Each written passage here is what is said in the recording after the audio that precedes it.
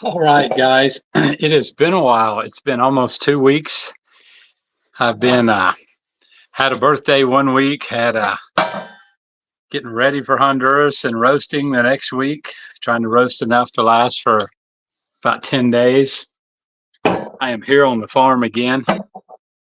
I just came for 2 weeks to do a few things. One of the things is I brought 2 bags full of Grain Pros, and so that was a big part of my luggage.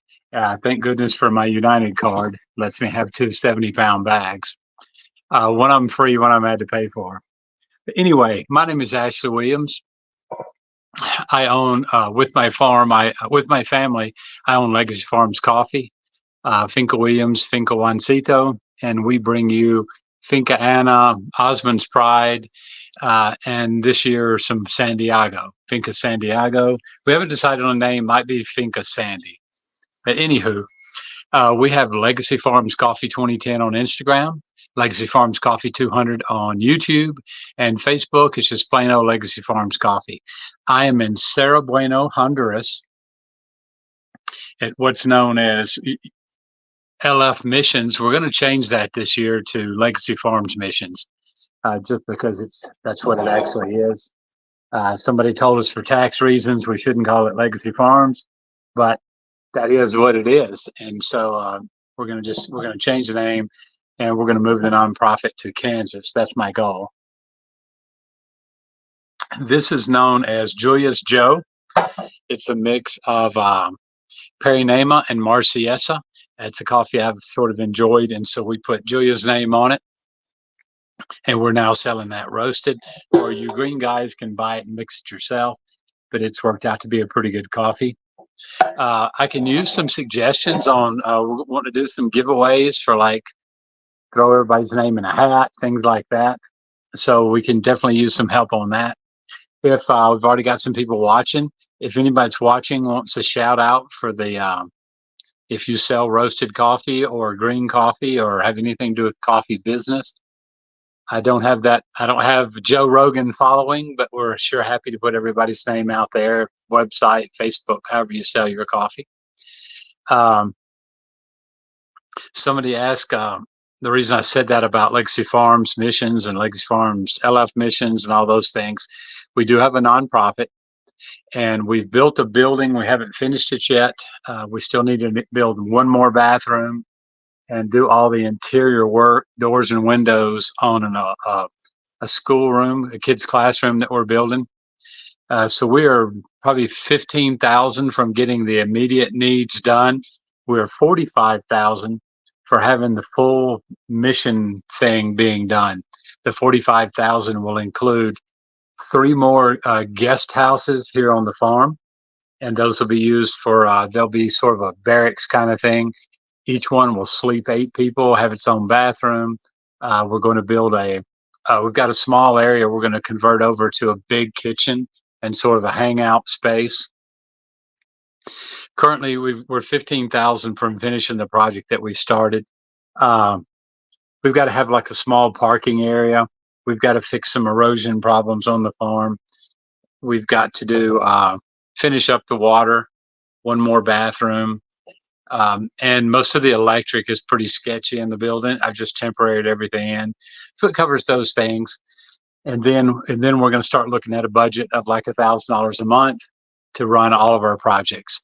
And that's going to be fun days for kids. That's going to cover all the Sunday school PBS stuff. And that'll cover the teachers, the school teachers for a computer clinic, or a computer lab, whatever you want to call it, that I want to do. I also want to build a cupping lab for coffee so that your average guy that would never be able to export his coffee can come in, get his coffee cupped, get a certified analysis of his coffee, and then when he goes to the mill to sell his coffee, he'll know what it's worth, what the flavor profiles are, and he can negotiate a price, a lot better price, especially if everybody knows that both parties know that it's going to be sold as specialty grade coffee. And some of those people, as we grow, we want to start buying their coffee.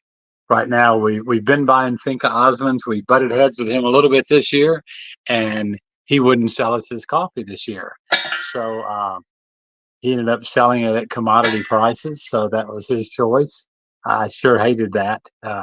It's not hurting us; it's hurting his family. But if you want to know more about that, you can text me. But luckily, I've still got some Think Osmond left over, so we'll be selling Osmond's Pride for a few more months now. Sort of what we do and why we do it. One of the big things that we do now is the children's church and the library. Not that many kids come to the library. Um, Not like I thought it would be, but still, it's enough to have a librarian there. It The kids' fun days I love. The dental clinic is something that's going to be in that once we get about $1,000 budget. That's going to be the main thing that $1,000 budget pays for. We've got dentists that will volunteer 1 to 2 days a month. And the rest of the time we would have to pay somebody.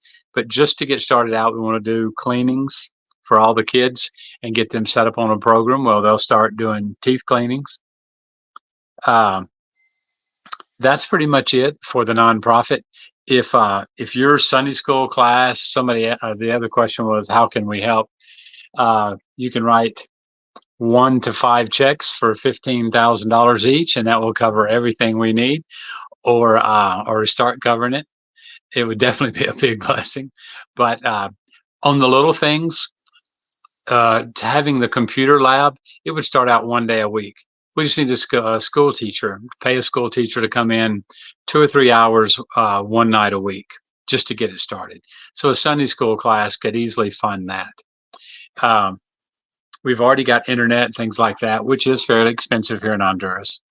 And they wouldn't let us have 2 Wi-Fis because we were too far away. They said that's 2 completely different things, which it technically is. So we have a separate Wi-Fi that we pay. But there's some basic expenses every week on the project. We're paying light. I think the water's still free, but there's basic stuff every day. Stuff gets broken. The more people that come to church, more chairs that get broken. People are rough with the windows, and they've broken some windows again. There's always just some little things that have to be done. There's always maintenance that has to be made once we get everything done. There's a little sort of mosquito kind of bug that's coming at me.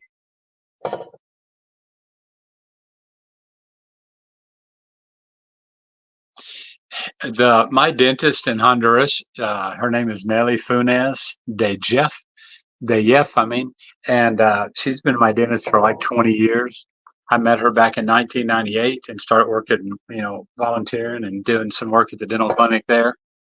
And we've just known each other all these years. And she's kept my teeth in my head for the most part. And she's come on a couple of the other brigades. And so she's offered to bring her guy that works for her at least 1 day a month, to come out. And then, but with that, we would have to host them, feed them, and take them into town for dinner, things like that. With a dentist, you can't really throw a peanut butter and jelly sandwich at them too many times before they get tired of that. But taking them out and making sure they're fed while they're here, and we provide them with an apartment while they're here. So those are things that would have to be done, on a regular basis. Her suggestion was they come up on Friday night, which they would need 2 separate places to stay. And then they get something to eat, get settled in, and then Saturday morning they do a clinic all day. Then they go out to eat Saturday night, and then Sunday morning they drive home. And they've got their own cars and stuff like that. But we're going to have a budget for just basic maintenance, whatever a dentist would need, cleaning teeth and filling some teeth. So those things, even here, get fairly expensive. Oh, excuse me. I've been working most of the day. Yeah, I don't know if you can see how filthy my t-shirt is, but my favorite place in the world is this deck, and this post is rotted. So it's fallen about 1.5 inches. So I'm digging a post hole and going to raise it up tonight, pour some concrete. And the guard's coming over at 7:30. We're going to have dinner together. And then I got to work out and then clean up my junk here. So that's all I got to do tonight. It's only 7:30, 7:45, something like that. But those are the things that are going on nonprofit side. On the farm, I put up a video the other day, and I'm going to put up another one tonight. I had a close-up of one of the ladies selecting coffee and how fast she can do it. but they were curious about what the ladies were doing.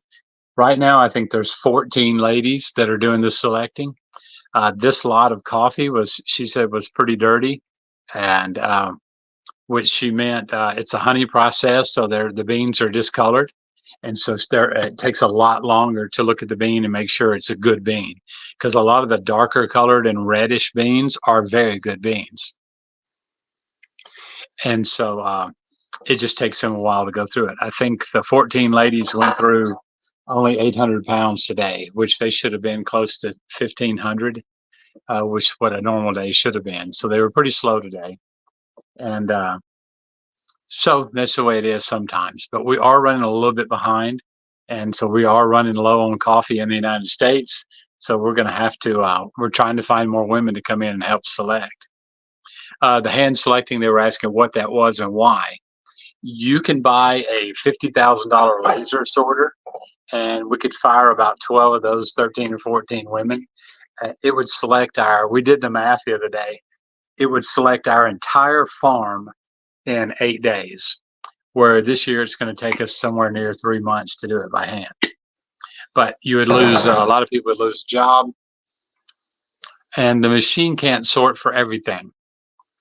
So it still has to be resorted, but that sorting, the women do 300-400 pounds per day per person, because the majority of the coffee beans have already been, sorted.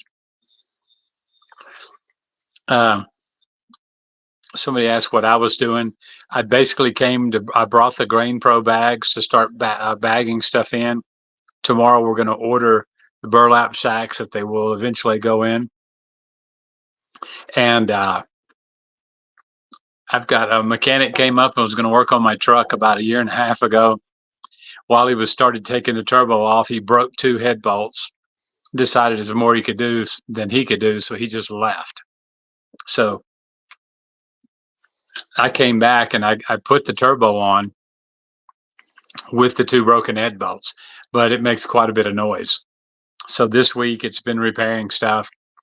I've had a bad water leak on the back side of the engine, and so getting little things like that fixed, oil changes, transmission filters, things like that. I'm going to get everything serviced, work on the big truck, the big cab over truck some. We put some new wood up on the house back in February, so I've got to get that painted before the weather gets to it. Basic stuff. The fun stuff I'm doing is I'm getting a lot of free afternoons where I've got about 1.5 hours. So I just take that 1.5 hours and sit on the back porch, take a nap. I think I've been here a week today, and so I still haven't been into the farm. I haven't been any further in than 100 feet into the farm. So tomorrow night, before it gets dark, I'm going to try to drive into the farm.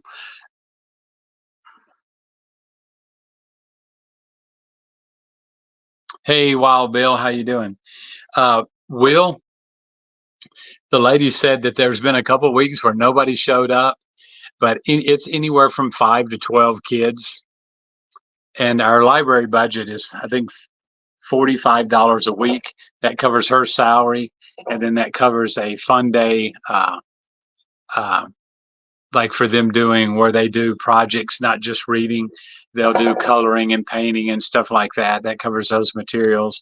And then once a month we do, or at least every other month, we spend $150 and we buy a bunch of Pepsis and a bunch of chips, and we try to get 70 or 80 kids to come in. We play games, and then they all go pick a library book, and in the middle of the thing they read for an hour. And so we sort of force them to read if they want to get the good stuff, and then they can play for another hour, and then they have the Pepsi and the chips afterwards. And so it's just to introduce them to the mindset that is that they have to go to school and they have to read in school. So why would I want to read in my free time? Just there's so many books, and we feel like, and it has worked. When we first opened it up, a whole bunch of people came the first day, and then nobody came back for a couple of weeks, and then you started getting 3 or 4 people. But the fun days have definitely made it to where a lot more kids are coming, because they get introduced to a certain book that they like, and then they they keep coming back and keep reading and finish those books. Once a kid's been here for a while, the librarian gives them the option to check a book out and take it home. But they have to sort of build up the confidence before they do that, because that's one of the reasons the other library closed about 5 or 6 years ago that was in town. The people kept taking the books and wouldn't bring them back or destroyed them, things like that.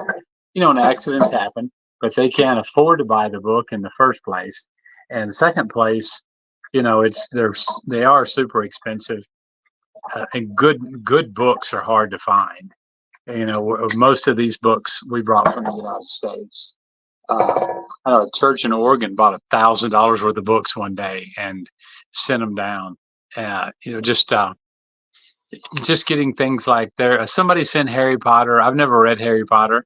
A lot of the kids like Harry Potter, but we have the Boxcar Kids. We have quite a different. I think there's 770 something like that books currently in the library. So we're here in the next few months. We're going to probably do another book drive.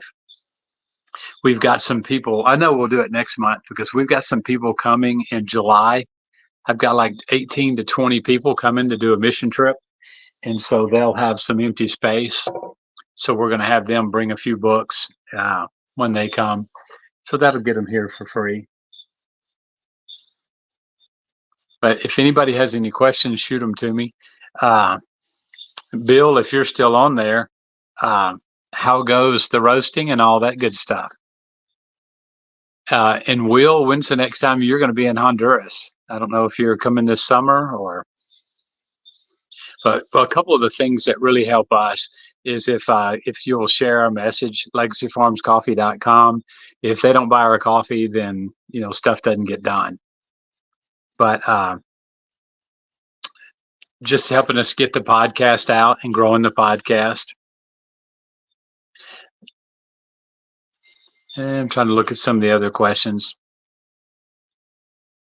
But yeah, if you guys would share, that helps quite a bit. This week has been very chaotic. We've been planning. It's sort of funny, but not funny. Ha. It's like funny made me cry inside a little bit. Really made Eli mad. But I'm driving into the farm yesterday, and there's a tree that I got, or a coffee plant that I got in El Salvador 10 years ago when we were on a trip. And I got some of them because the variety, they call it Julia, and my wife's name is Julia, and it's a Robusta. And a couple of them died. Some guy pulled in one day when they were babies, and I had them lying in the driveway. He decides to park his truck on that other side, and ran over most of them because they were only like a foot tall. So then we were down to like 3, and so eventually there was one big one.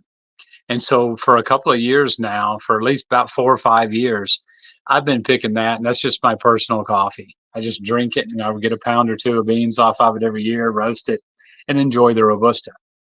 But 2 years ago, we started harvesting the beans, and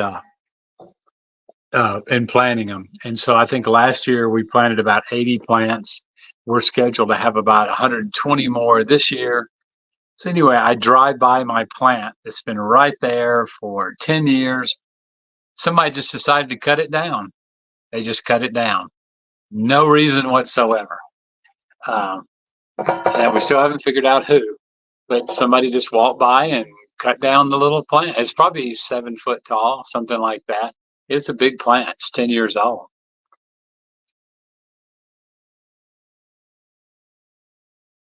Well, Will, there's a group coming up in July the 16th. They've been going to a place called close to Chulateca, where it is hot, and they've been going there for 25 plus years. And so now there's actually a second generation of the kids from those families that originally started coming or want to do something different. And so they're going to come out here. Currently, I have no idea how I'm going to get everything done before they get here. It's right at 2 months before they come. I've got an apartment building that's just a skeleton. It's just walls, and the roof has been formed, but we still got to get the money mainly. But we're going to pour a concrete roof on it, and a concrete roof, because eventually there'll be a second story to it.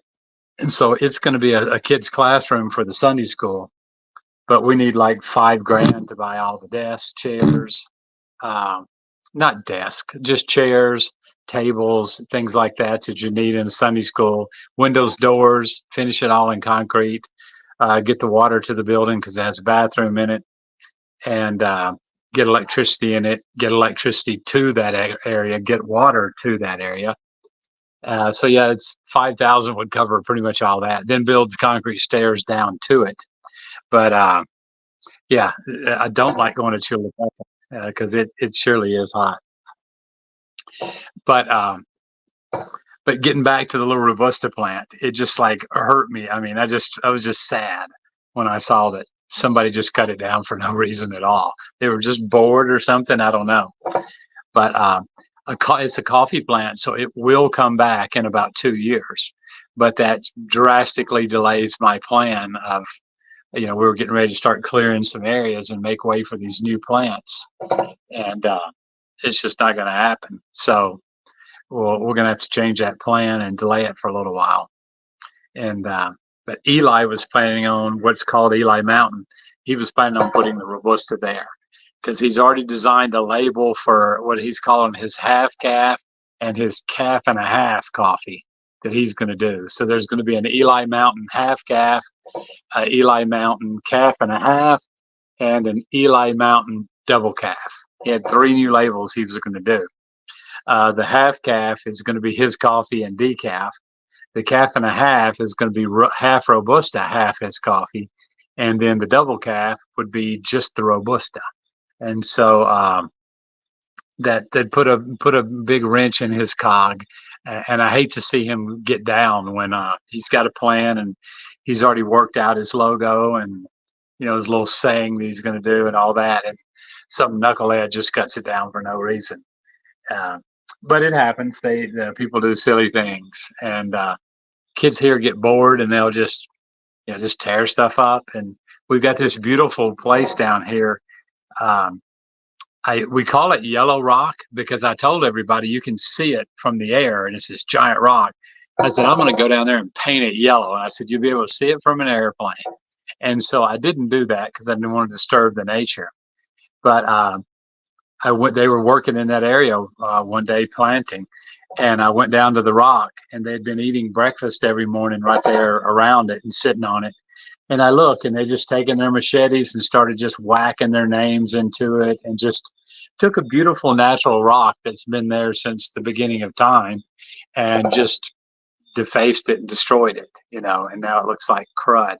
And so they just get bored and they do stuff like that. And they'll walk by a tree and just slap it with their machete and knock chunks out of it. They'll walk past a banana tree and just slap it and cut it down. I don't understand that mentality, but that's what happens. There's nothing you can do about it. So we were talking about the other day, and I said, well, it's just the way it is. There's nothing I can do about it. I said, but it's just different mindsets.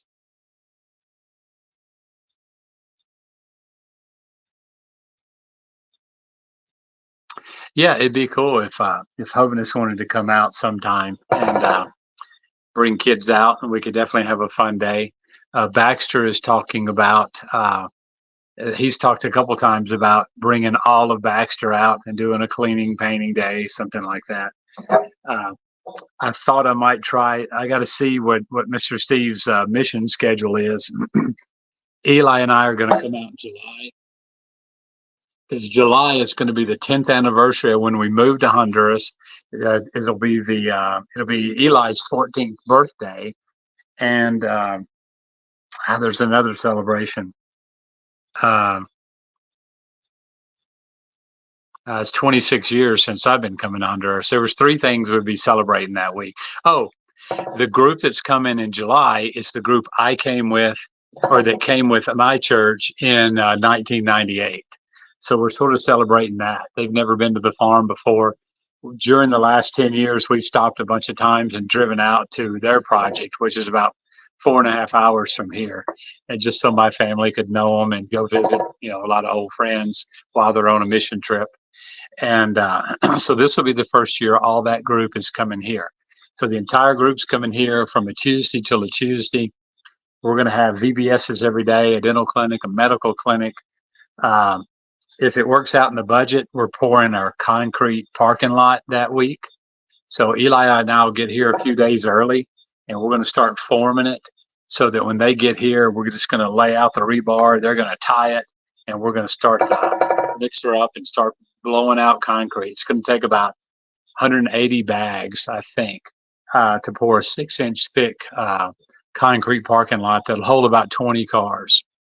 So that's hopefully the plan with that group. And at the same time, they're going to be having VBS down on the lower area. So the women will probably be in charge of the VBS, while us guys and some of my workers will be doing the concrete parking lot. Parking lot's going to be a blessing. It's going to be a little bit higher, and that's going to divert the water. So that's going to help a little water problem that we've been having. And it'll give us a place to park, and we'll be able to take that ugly looking fence down. That's the goal. We just need to get a few folks to write a few checks. Well, we have a place for a lower playground, and some people have mentioned that. But the problem is we've got to finish that first building. It's just, we don't have the wiring, we don't have the bathrooms right, we don't have. There's so many little things need to be done before, and that's the problem with this kids' classroom we're building. Somebody said, "Oh, let's do a kids' classroom," and I'm like, "Well, right now they're using my coffee shop, they're using the library. They've got one class that's outside. We're making do." And then the next thing I know, that person's like putting it on Facebook that they're doing a fundraiser for a classroom. And so they got a couple $1,000s worth of donations that were directed to building a kid's classroom. So, I mean, what options did I have? I went ahead and started building the classroom, but there was a wave of donations for a couple $1,000s that first 2 weeks, and then hadn't had a single one. They got busy doing something else, so they dropped the fundraising, and so it's been almost a year, or at least 9 months, and not a penny's come in for the building. And so we're having to, it just kept filling up with water every time it rained because the walls are up. And so, we dug a hole out below the foundation, and then that just started, when the big rains came, that just sort of made that start washing. So I said, well, we just got to put a roof on it. So then we take money out of the farm budget to put a roof on it.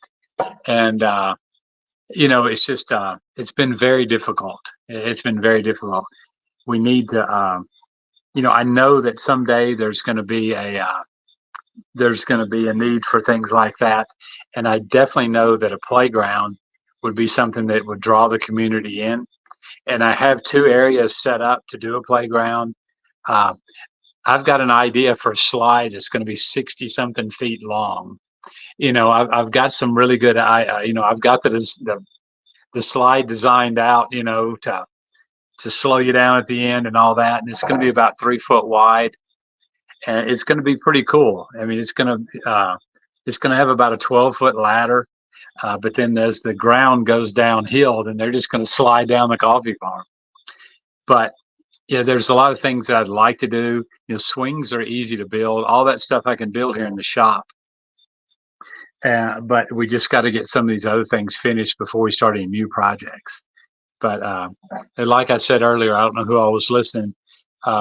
15,000 would finish up the church building and all that, and then we need another 30,000 to finish all the apartment buildings and stuff that we want to start. Because I can't start bringing groups in until I got a place for them to stay. We can, if we started putting them in a hotel, then that means every time a mission trip comes, they got to rent, 2 or 3 vehicles to ride in, or rent a bus or something. And my long-term thing is for us to buy a bus, like something that would hold about like a Toyota Coaster is what I've got my eye on. I would like to also buy a route, and so that if your kids go to high school here, they need to go to Marcala, and it's about 25 to 30 lempira each way to send your kid to school every day, and that's a third to a half of your paycheck you're spending on bus fare per kid. And there's just no way that they can afford to do that. So the kids don't have an option to go to school. So my thought was, I've got a bus driver that I know and I'd really like to hire. But what I want to do is buy a bus and buy a bus route. And so he would have a route that he drove 10, 12 hours a day. But in the mornings, he would pick up our kids and take them to school and drop them off and then keep going his route. In the afternoons, he picks our kids up and takes them back. And our kids wouldn't have to pay anything. The bus company that we would technically own would pay for the that volunteer of those 2 trips. But then also Wednesday night and Sunday, that same bus would pick up everybody for church, and that would expand the area that we could go with the church. If we could actually bus people in, we'd get quite a few more people that would be willing to come to the church. There's only so far you're going to walk, and especially with the Sunday thing, we would have the guy living right here on the farm. So he'd be just right here under us. Big dreams, yeah. Yep. Always with dreams come dollars. But I don't want to say the guy's name out loud, but Will could probably figure it out. But I've known that guy for years, and he saved our butt one day during the protest. So if there's anything I can ever do for him, I'm definitely going to do it. And I owe him big time. He's been a good friend to us for a long time. But and he's like a lot of people. They want to get out of the big cities, and country life is very appealing if you've lived in a big city. But it would be something that would be a big chunk of money to start, but it would pay for itself. And that's not a lot of nonprofit stuff can pay for itself. And then I think with the profit we made, we'd start putting back money for another bus in 5 or 10 years when this one gets worn out. And, I think there's a lot of potential there, and it create a job for a guy. And so just win-win all around.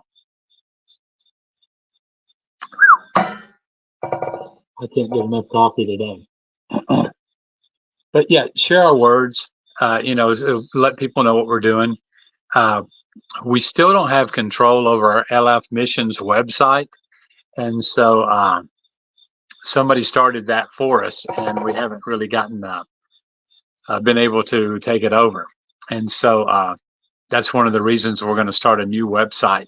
If there's somebody that does websites that wants to help us with that, or if you know somebody that would help me get started with that, I'm going to go ahead and buy the domain name and stuff this next week.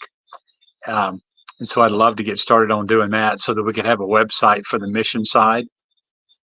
And I'll go ahead and get that stuff started. I've got a lawyer that's going to help us with the legal stuff on that, and then we'll just sort of go from there. But yeah, if anybody knows website, anybody that could help us somehow in the missions, or if there's anybody that wants to start bringing your church up here, I'd love to accommodate them. We can easily do about 10 people on the farm right now. If it's a more hardcore group that doesn't care about how pretty things are, then this is the place for you. There's hot water in all the bathrooms. There are there's 4 bathrooms that have hot water in them. All 4 bathrooms have hot water in them. We've got one really nice apartment. Some people can stay in the house with us. We've got an air mattress for a couple extra people. But then the rest of the group stays in the library. There's also a bathroom up there with a hot water in it, but it's not as nice as the rest of them. And you sleep in hammocks and all in the kids' library. So it'll be a fun trip. I promise you'll get a lot of good food, things like that. But on the coffee side, there's not a lot going on right now other than selecting, getting the paperwork started to bring the coffee into the States.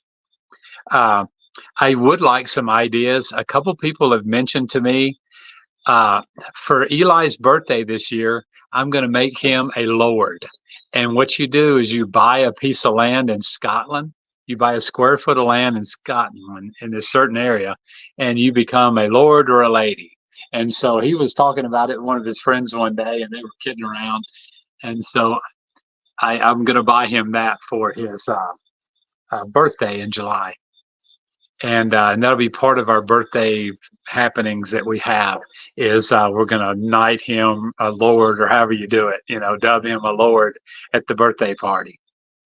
And so, but we're thinking about doing something, and I think I've mentioned this to you, Bill, that we're going to do something similar to that for like a birthday gift or something.